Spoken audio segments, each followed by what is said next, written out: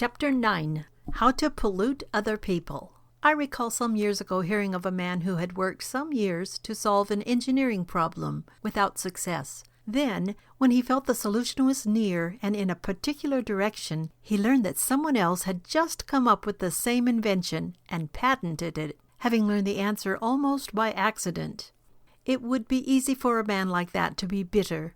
The broader view would be to say that all men are better off because a problem was solved faster.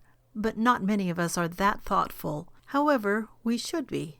The Bible tells us that there's an easy way to pollute and distress many people and to infect them with a sour view of life. In Hebrews 12, 1-16, we are warned to look diligently at some areas of life where much trouble begins for individuals, churches, and communities. We should not fall back from the grace of God. It should be our constant strength and confidence. We should avoid fornication and the profaneness of Esau, that is, living outside of God and His Word, and thereby forfeiting our Christian birthright. Another warning is especially telling.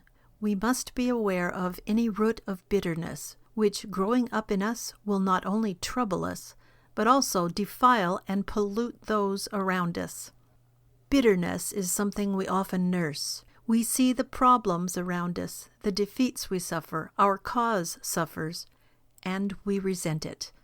Bitterness is an intensely personal thing. We compare our hopes and our realities, and we feel our strong frustration with an intensity we cannot fully express. Another man's work thrives, while ours founders. Another woman's child is a joy to see, and ours shames us and grieves us. We can make a long catalog of our problems and their unfairness.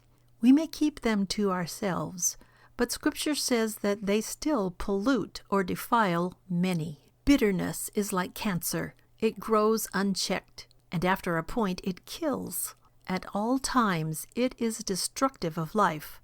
Bitterness is also like a plague. It infects other people. The answer is not positive thinking or psychological self-help. To avoid the root of bitterness, we must look diligently lest we fail of the grace of God. Instead of a defiling or polluting bitterness, follow peace with all men, and holiness, without which no man shall see the Lord. Hebrews 12:14. However, if you want to pollute the people around you, justify, nurse, and coddle your bitterness. It will soon infect many people around you and make them as sour and hopeless as you are. Others will soon hold that cynicism is knowledge and faith is stupidity, and you will have become an effective missionary agent for pollution. Your root of bitterness will put a killing blight on everything you work with, and it will be a self-fulfilling prophecy of failure. In brief, bitterness is an effective way of polluting and destroying the lives and hopes of those around you.